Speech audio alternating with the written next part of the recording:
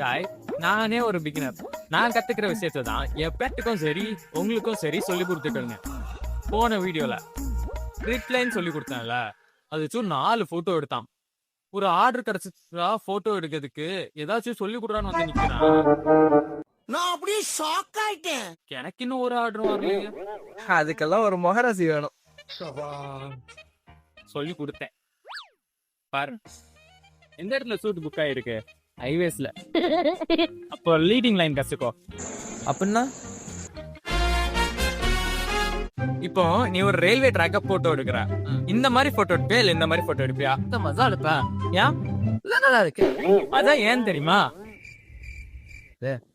அதுதான் leading line pass ஆகுது. உனக்கு ஆல்ரெடி ஃப்ரேம் எப்படி இருந்தா அழகா இருக்கும் தெரியுது. சோ நீ கன்ஃபார்மா இதுதான் சூஸ் பண்ணு.